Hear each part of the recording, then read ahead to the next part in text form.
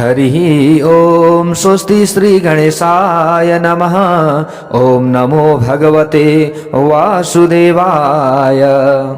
आज हजुरहरु समक्ष पौष शुक्ल पक्षमा पर्ने पुत्रदा एकादशीको व्रतकथा महात्म्य लिएर म टीका पौडेल उपस्थित भइसकेको छु। भगवान श्री कृष्णले महाराज युधिष्ठिरजीलाई यहाँनेरि भन्नुहुन्छ, पठनात् श्रवणाद् राजन् न स्वमेध फलं लभेत् इह लोके सुखम प्राप्य परलोके महीयते। जो मानिसहरू पुत्रदा नामले पुकारिने यो एकादशीको व्रत बस्दछन् अथवा व्रत बसे पनि अथवा नबसे तापनि पुत्रदा एकादशीको व्रतकथा मात्र कसैले सुन्दछ भने अथवा व्रतकथालाई कसैले पढ्दछ मात्र भने पनि उनीहरूले अश्वमेध नाम गरेको यज्ञको पूर्ण फल प्राप्त गर्न सक्दछन्। हे राजन, र यो लोकमा पनि सुख पाएर परलोकमा पनि आनन्दले रहन पाउनेछन् भनेर भगवान श्री कृष्णले महाराज युधिष्ठिरलाई यहाँनिर बताउनुहुन्छ। प्यारा भक्त भागवतहरू, त्यसैले हामीले पनि सक्नेले व्रत बस्ने, यदि सक्दै सकिएन भने पनि विशेष हामीले आजको दिनमा अलिकति चोखो नितो भएर रहने प्रयत्न गर्नुपर्दछ। विशेष खानपान आदिलाई सुधार गर्ने प्रयत्न हामीले गर्नै पर्दछ र हामीले पूरा व्रतकथा महात्म्यलाई श्रवण अवश्य पनि गर्नुपर्दछ र अरूलाई पनि श्रवण गराउनु पर्दछ। यहाँनेरि व्रतकथा श्रवण हामीले गरिरहँदाखेरि धेरै कुरा बुझ्नेछौँ र धेरै कुरा जान्ने पनि छौँ।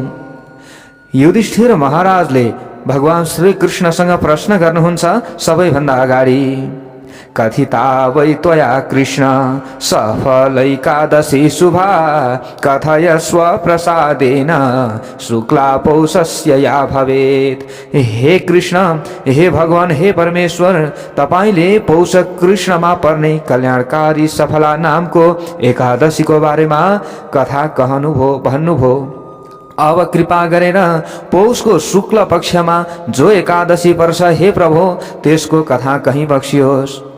त्यो के नामको एकादशी हो हे प्रभु, त्यसको कुन विधि रहेको छ हे ईश्वर, त्यस एकादशीको देवता को हुनुहुन्छ? तपाई नै ऋषिकेश हुनुहुन्छ हे प्रभु र तपाई नै पुरुषोत्तम हुनुहुन्छ। तपाई कसका उपर सन्तुष्ट होइ बक्सिन्छ अथवा कोबाट हजुर छिटो प्रसन्न हुनुहुन्छ हे प्रभु, सो कुरा बताई बक्सियोस् भनेर यसरी महाराज युधिष्ठिरले सोधेको प्रश्नमा भगवान श्री कृष्णले अगाडि गएर भन्नुहुन्छ, श्रेणु राजन प्रवक्ष्यामि शुक्ला पौषस्य या भवेत् तस्या विधिं महाराज लोकानां च हिताय वै। हे राजन, हे महाराज युधिष्ठिर, पौष शुक्लमा जुन एकादशी हुन्छ नि, त्यो एकादशी सबैको कल्याण गर्ने एकादशी रहेको छ। लोकको जनताको कल्याणका लागि त्यसको विधि म भन्दछु, हजुरले सुन्नुहोस्। हे राजन, पहिले बताइएका विधिले नै यस एकादशीलाई पनि परिश्रम पूर्वक गर्नु पर्दछ। सबै प्रकारको पाप हरण गर्नेमा अति उत्तम यो एकादशी रहेको छ। यो एकादशीको नाम हो के पुत्रदा एकादशी।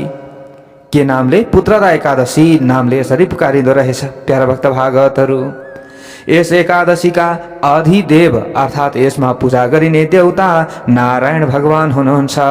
ओम श्री नारायणाय नमः भनेर हामीले पूजा गर्ने, भगवानको आराधना सेवा मन्त्र जप आदि गर्ने, उनी सकल सिद्धिदायक देवता हुनुहुन्छ, भगवान हुनुहुन्छ, चाहेको पुर्याउने वाला हुनुहुन्छ। हे राजन, चर अचर सहितको तिनै लोकमा इच्छा पूर्ति गर्ने यो भन्दा अर्को कुनै पनि एकादशी हुन सक्दैन। यसको मतलब पुत्रदा एकादशीको पनि धेरै ठुलो महत्व रहेको रहेछ। प्यारा भक्त भागवतहरू, हामीले यो कुरा जान्नु पर्यो। जो जन पुत्रदा एकादशीको कल्याणकारी व्रत गर्दछ हे राजन, भगवान हरिले त्यस मान्छेलाई विद्वान र कीर्तिमान बनाइदिनुहुन्छ। यसमा कुनै पनि संशय छैन।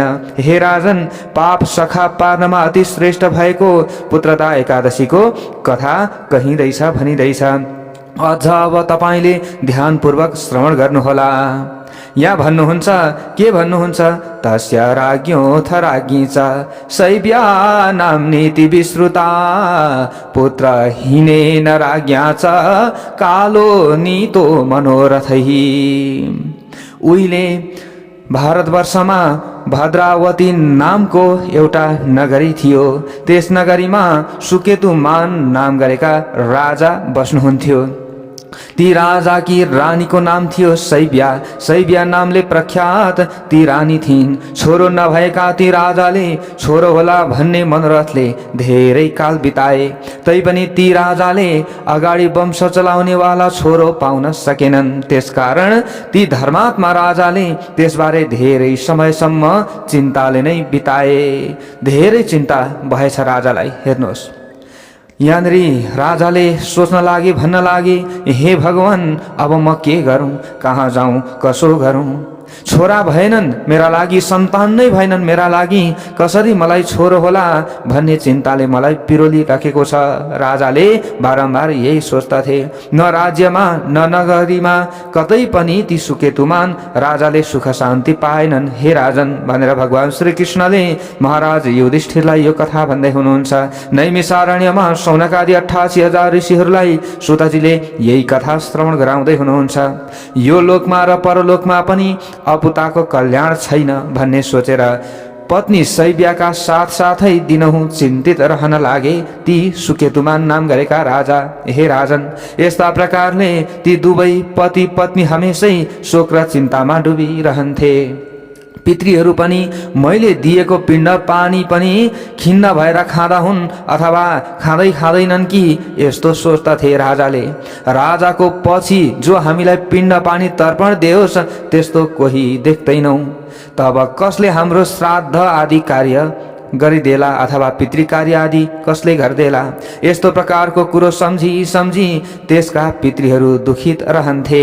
हे राजन, ती सुकेतुमानका पितृहरू पनि दुखित रहन्थे अरे। ती पितृहरूको त्यो दुःखको मूल कारण जानेर राजा पनि तडपिरहन्थे। ओहो, मेरा पितृहरूले पनि पक्कै पनि शान्ति पाएका छैनन् होला। त्यतिखेर ती राजालाई न त दाजुभाइ, न त बन्धुवर्ग तथा न मित्रहरू नै, न त हात्ती घोडा जुन जति पनि आफूसँग सम्पत्तिहरू थियो त्यो सम्पत्ति नै प्यारो लाग्थ्यो, केही पनि लाग्दैन थियो त्यो समयमा। हेर्नुहोस्, यस्तो भएको थियो। ती राजाको मनमा यस्ता प्रकारको निराशा छायो। पुत्रहीन अपुता मनुष्यको जन्मेको फल केही छैन। अपुतो अपुत्रीको घरै शून्य लाग्छ, सधैँ दिल दुखी रहन्छ।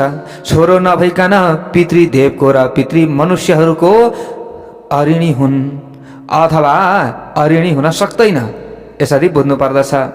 छोरो नभइकन पितृदेवको र मनुष्यहरूको अऋणी हुन कोही पनि सक्दैन। त्यसकारण मनुष्यहरूले जसरी हुन्छ आफ्नो छोरो उत्पन्न गर्नुपर्दछ। जसको छोरो छ त्यसको यस लोकमा पनि कीर्ति हुन्छ र परलोकमा असल कल्याणकारी गति अवस्था रहन्छ। यहाँनिर छोराको बारेमा अलिकति ज्यादा व्याख्या गरिएको छ। तर प्यारा भक्त भागवतहरू छोरी भनेकी पनि लक्ष्मी हुन्, हामीले यसरी बुझ्नु पर्दछ। छोरीले पनि हाम्रो कल्याण अवश्य पनि गर्छिन्। तर यहाँनिर के हो त भन्दा राजा आफ्नो यहाँनिर मत रहन्छ। प्यारा भक्त भागवतहरू हामीले कथा आदिमा श्रवण गर्छौँ नि, विशेष त्यहाँनिर कहीँ कहीँ यस्तो भावहरू भेटिन्छ। यति मात्रै हो, तर छोरा र छोरी समान हुन्, हामीले यो कुरा बुझ्नु पर्दछ। राजालाई चाहिँ यस्तो लागेको थियो, यो चाहिँ हामीले बुझ्नु पर्दछ। कथामा त्यस्तो छ, जुन शुभ कर्म गर्ने मनुष्यहरूको 100 करोडौँ जन्मको पुण्य उदय हुन्छ, तिनीहरूकै घरमा आयु आरोग्यता र सम्पत्ति सदा रहन्छ। जसले राम्रो कर्म गर्दैन, खराब खराब आचरण गर्दछ, त्यसका पितृहरू दुखी हुन्छन्, यसरी शास्त्रमा बताइएको छ। प्यारा भक्त भागवतहरू, पुण्य कर्म गर्नेहरूको नै लोकमा छोरा नाति पनाति खनाति र इष्टमित्रहरू हुन्छन्। जसले पुण्य कर्म गर्दैन उनीहरूको कोही पनि हुँदैन। एकछिन त होलान्, तर भोलि साथ दिने कोही हुँदैन। ती सब बिना पुण्यले तथा बिना विष्णुले नदिकन पाइँदैन। पुण्यले कि पाइन्छ कि विष्णुले, उनी भगवान उनी शक्तिले दिनुपर्दछ। पुत्रहरू सम्पत्तिहरू त्यस्तै विद्याको प्राप्ति पनि पुण्य बिना पाइन्न भन्ने मेरो निश्चय छ। हे राजन, कसले भन्दै हुनुहुन्छ? भगवान श्री कृष्णले यो कुरा भन्दै हुनुहुन्छ। पुत्राणाम सम्पदो वापि विद्याया सेति मे मतिः एवं विचिन्त्य मानसो राजा शर्म न लब्धवान। यसरी भगवानले भन्नुहुन्छ, भगवान श्री कृष्णले। यस्तै कुराहरू सोच्थे ती राजा, सधैँ दुखी रहन लागे। हे राजन, उनले शान्ति कहिल्यै पाएनन्। बिहान पनि राजा त्यही चिन्ता गर्थे, त्यस्तै आधा रातमा पनि त्यही चिन्ता गरिरहन्थे। त्यसपछि ती सुकेतुमान राजाले अब आत्महत्या गर्ने निश्चय पनि गरे।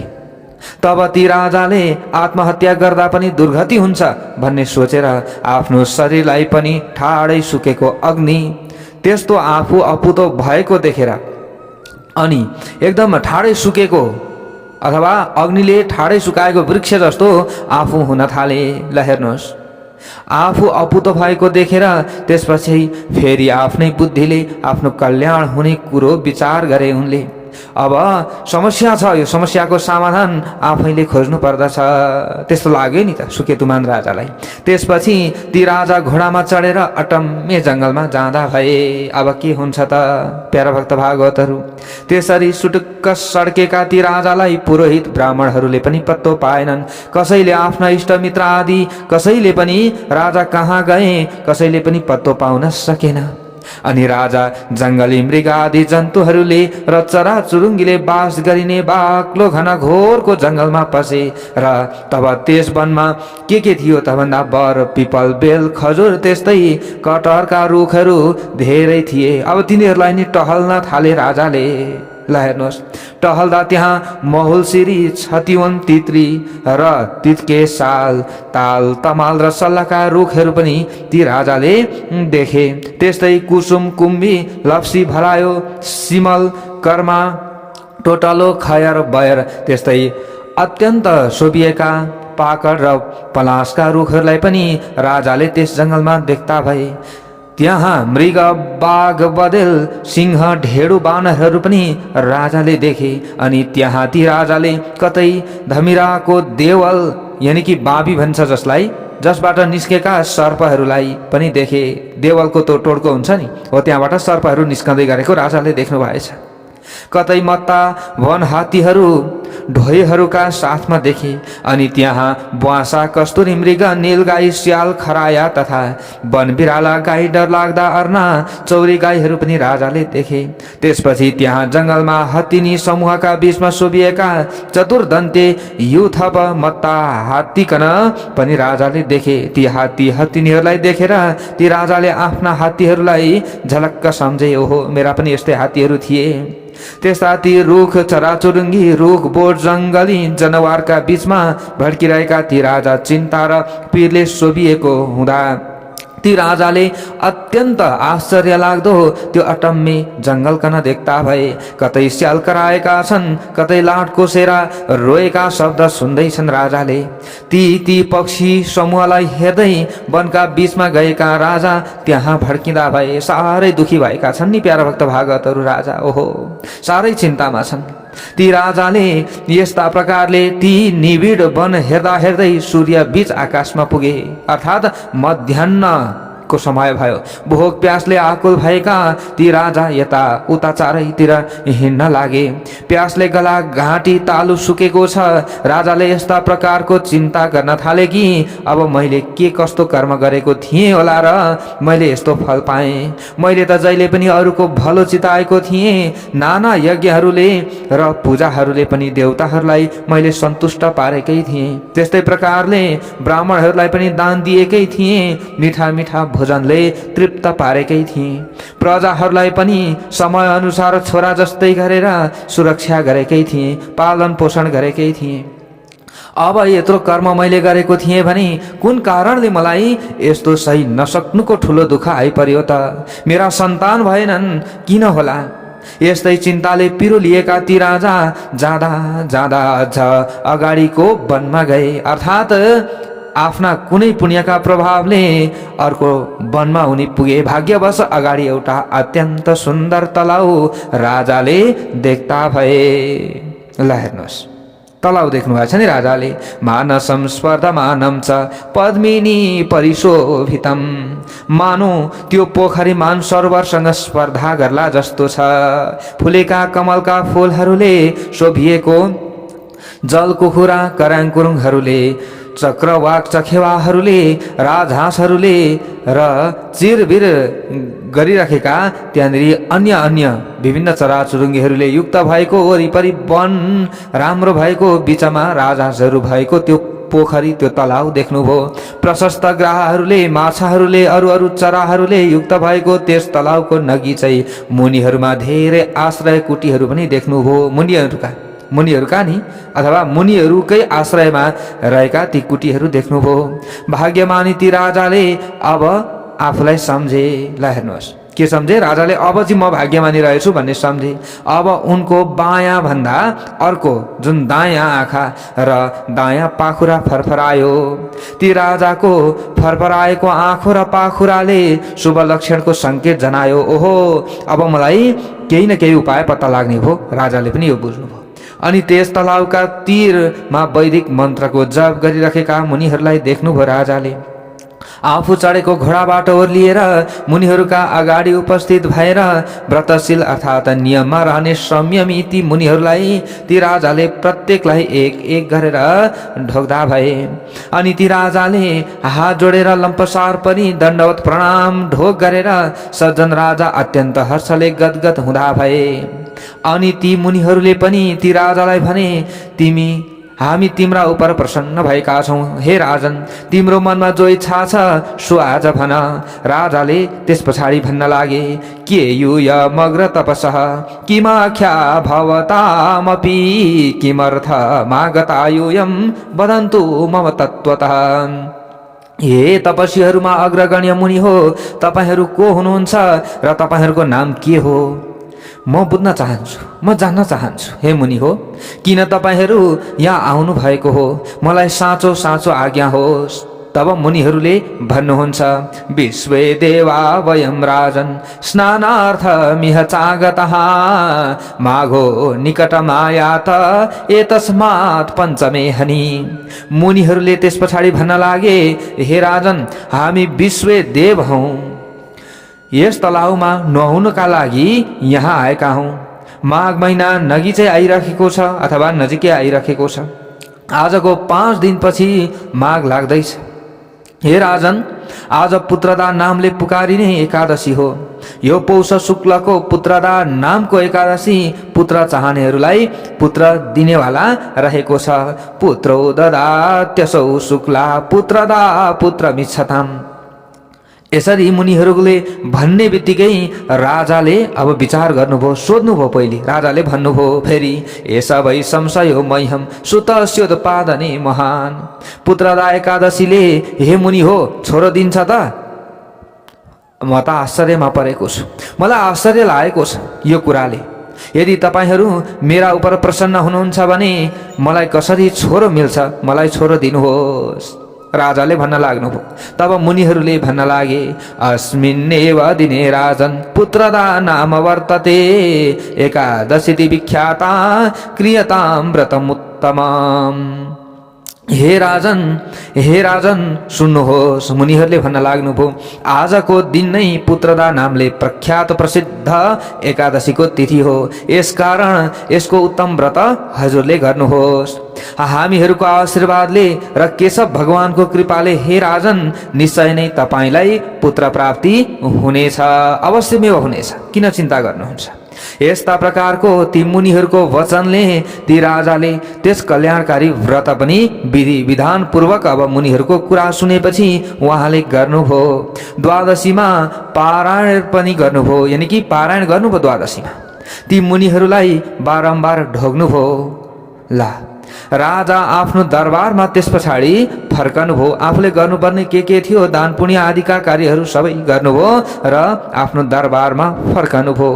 त मुनिहरूको आशीर्वादले प्यारा भक्त भागवतहरू र पुत्रदा एकादशीको व्रतको प्रभावले अब केही समय पछाडि केही दिन पछाडि रानीले गर्भधारण गर्नुभयो। पुत्रदा एकादशीको जय होस्। रानी गर्भवती भइन् अनि समय आएपछि तेजस्वी तथा पुण्यात्मा छोरो जन्मियो। भगवान श्री कृष्णले महाराज युधिष्ठिरलाई यो कथा भन्दै हुनुहुन्छ। पछि उसले बाबुलाई सन्तुष्ट तुल्यायो जन्मिएको छोरोले पनि, र यी राजा सुकेतुमान राजाले छोराबाट सुख पनि पाए। त्यो प्रजाको राम्रो तरहले पालन गर्ने छोरो जन्मियो। हे राजन युधिष्ठिर, यसै कारणले पुत्रदा एकादशीको व्रत गर्नुपर्दछ। लोकजनहरूको कल्याण होस् भन्नका लागि मैले तिम्रा सामु यो भनेको हुँ। हे राजन, भगवान श्री कृष्णले यसरी भन्नुभयो, जो मानिसहरू पुत्रदा नामले पुकारिने यो व्रत गर्दछन् ती मोक्षको भागी हुन्छन्। धर्मात्माहरूलाई अवश्यै पुत्र प्राप्ति हुन्छ। यो पुत्रदाको कथा पढ्नाले अथवा सुन्नाले मात्रै पनि हे राजन, ती पढ्ने अथवा सुन्ने व्यक्तिहरूले अश्वमेध यज्ञ गरेको फल प्राप्त गर्दछन् र यस लोकमा सुख पाउँछन्, परलोकमा आनन्दले रहनेछन्। हे राजन भनेर भगवान श्री कृष्णले महाराज युधिष्ठिरलाई बताउनु भएको पुत्रदा एकादशीको व्रत कथा हामीले पनि यथाशक्ति यथामति हजुरहरू समक्षमा राख्यौं। कस्तो लाग्यो जस्ताको तस्तै कमेन्ट बक्समा लेख्न नभुल्नुहोला। भिडियोलाई लाइक र शेयर गरेर साथ दिन नभुल्नुहोला भन्दै म टिका पौडेल सबैको राम्रो होस्, शुभ होस्, कल्याण होस् भन्दै पुत्रदा एकादशीको शुभकामनाका सहित म आज्ञा चाहन्छु, बिदा चाहन्छु। जय श्री हरि।